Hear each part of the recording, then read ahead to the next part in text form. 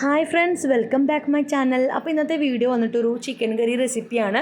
വെറും ചിക്കൻ കറി അല്ല, നാടൻ വറുത്തരച്ച ചിക്കൻ കറി. അതിന് വേണ്ടിയിട്ട് ഞാൻ ചിക്കൻ കഴുകി വൃത്തിയാക്കി വെച്ചിട്ടുണ്ട്.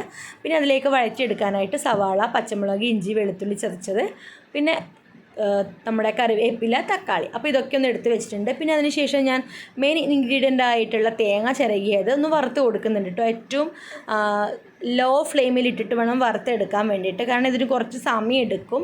അപ്പോൾ നമ്മൾ ക്ഷമയോടെ ഒന്ന് വഴറ്റി കൊടുക്കുക, ഒരു ഗോൾഡൻ കളർ ആവുന്നവർ വഴറ്റി കൊടുക്കുക കേട്ടോ. അതിന് ശേഷം നമ്മുടെ മസാലപ്പൊടികൾ ഇട്ട് കൊടുക്കുക. അത് ഞാനിപ്പം അതിലിടാൻ മറന്നുപോയതാണ് കേട്ടോ. മുളക് പൊടി, മഞ്ഞൾപ്പൊടി, മല്ലിപ്പൊടിയും ഒക്കെ ഇട്ടിട്ട് അതൊന്ന് വഴറ്റി കൊടുക്കുക. കൂട്ടത്തിൽ കുറച്ച് കറിവേപ്പിലയും കൂടി ഇട്ട് കൊടുക്കുക കേട്ടോ. അതൊന്ന് മുരിഞ്ഞ് വരാൻ വേണ്ടിയിട്ട് കുറച്ച് വെളിച്ചെണ്ണയും കൂടി ഒഴിച്ചു കൊടുത്തിട്ട് ഒന്ന് മുരിച്ചെടുക്കുക. അപ്പോൾ പെട്ടെന്ന് തന്നെ പൊടിഞ്ഞ് കിട്ടും. അപ്പോൾ നമ്മൾ മിക്സിയിൽ അത് വെള്ളം ഒഴിക്കാതെ ഒന്ന് പൊടിച്ചെടുക്കുക ആദ്യം. അതിന് ശേഷം വെള്ളം ഒഴിച്ചിട്ട് അത് ഗ്രേവിയാക്കി അത് മാറ്റി വെക്കുക കേട്ടോ.